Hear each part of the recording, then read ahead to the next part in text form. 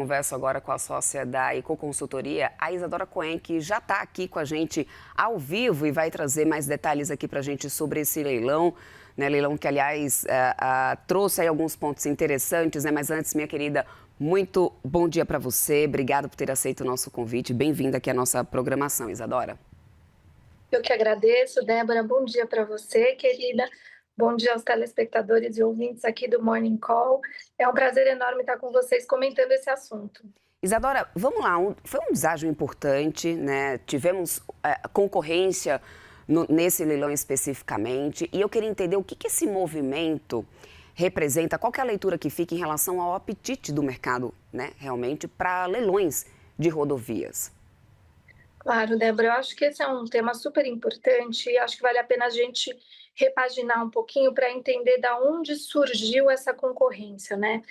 Então, algumas rodovias, como é o caso da Fernão Dias, vinham passando por alguns estresses. Quem trafega pela Fernão Dias sabe que, às vezes, a gente paga um pedágio e não vê a melhoria no ativo que a gente gostaria de ver. Então, muitas vezes, a gente percebe um desconforto do usuário em trafegar pela Fernão Dias. E não por outro motivo o governo, né, a ANTT, o Ministério dos Transportes, resolveu fazer esse movimento de otimização contratual.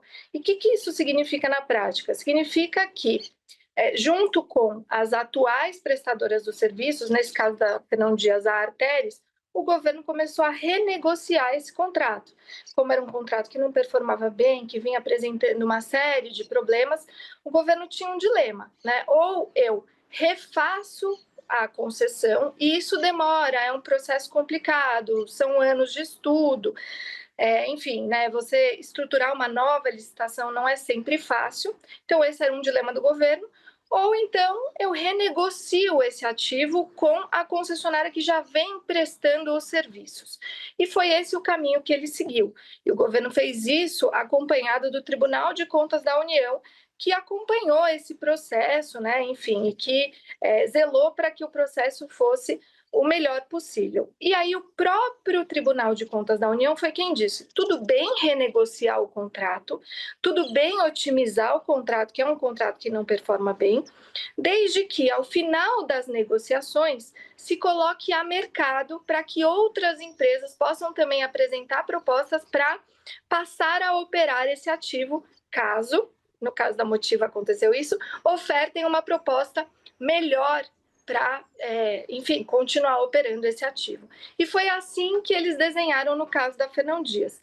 As negociações foram sendo feitas com a Arteres, que olha só que interessante, deu um desconto zero, né? Não deu desconto na tarifa que era ali estabelecida no âmbito do leilão.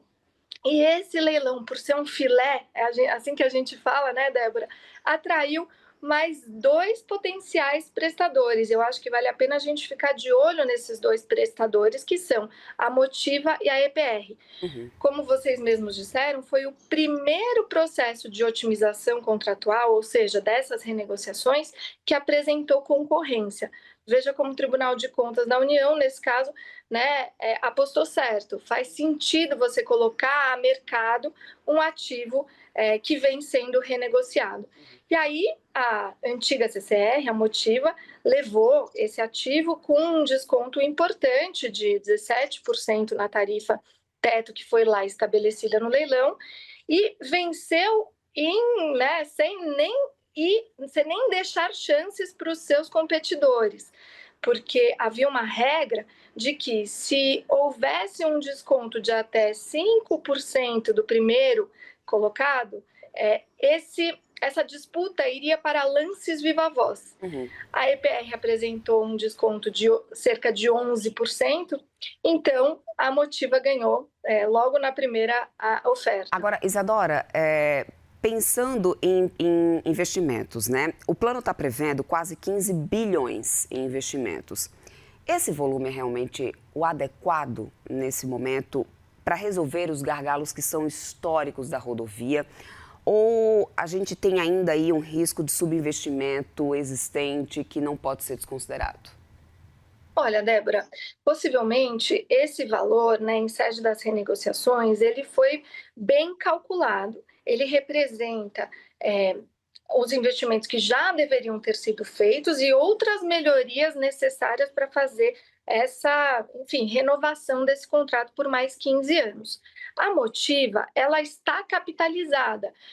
Foi recente um movimento que ela fez de venda dos seus ativos aeroportuários, então a gente está falando de um grupo que tinha, né, que tem diversos segmentos de atuação, mobilidade, rodovias, e tinha também a infraestrutura aeroportuária, vendeu todos os seus ativos aeroportuários e se capitalizou, mostrando que está focada em realmente investir naquilo que é necessário no segmento de rodovias. E a Fernão Dias, ela apresenta justamente essa grande oportunidade para a Motiva, e vejo com ótimos olhos, né, aí esse montante de investimentos sendo feitos nessa rodovia num curto espaço de tempo, sendo que parte relevante desses investimentos, a gente está falando aí de quase 10 bilhões de reais, são dedicados a ampliações importantes que essa rodovia precisa realmente receber.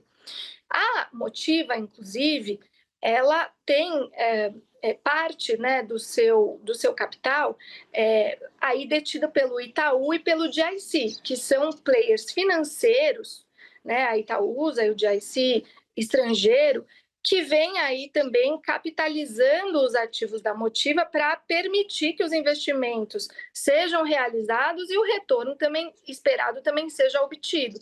Então, eu acho, sim, que esses 15 bilhões de investimentos serão realizados nesses próximos 15 anos e eles vão conferir maior conforto para o usuário dessa rodovia e até uma atração de uma maior demanda para esse corredor, que já é um corredor muito importante, né, entre São Paulo, Guarulhos e Minas Gerais, em Contagem. Entrar nesse tema aí de usuários, mas antes eu quero entender um pouco mais sobre retorno para a companhia, né? Porque com esse nível de investimento, também com o desconto que foi oferecido, a conta fecha, Isadora. Onde que está o principal vetor de retorno nesse momento para a concessionária, para a Motiva ao longo, né, do contrato? A gente só vai saber se a conta fecha mesmo, Débora, depois dos 15 anos, né? É assim, enfim, mas para esses investidores de longo prazo, as apostas, elas são justamente naquilo que a gente chama de TIR, né? A taxa interna de retorno do projeto. Então, quando esses investidores eles vão precificar um ativo, eles colocam no seu fluxo de caixa todos os investimentos que são necessários, com as otimizações e eficiências que eles enxergam, e também eles consideram o custo de alavancagem, ou seja, o custo do capital para eles, potencialmente se financiando com grupos importantes. A gente já falou dos acionistas financeiros, né, que são o GIC e também a Itaúsa, e eles devem aí buscar um crédito subsidiado também, mais barato, com taxas que são mais baratas para eles, para que eles possam justamente trazer as eficiências para esse fluxo de caixa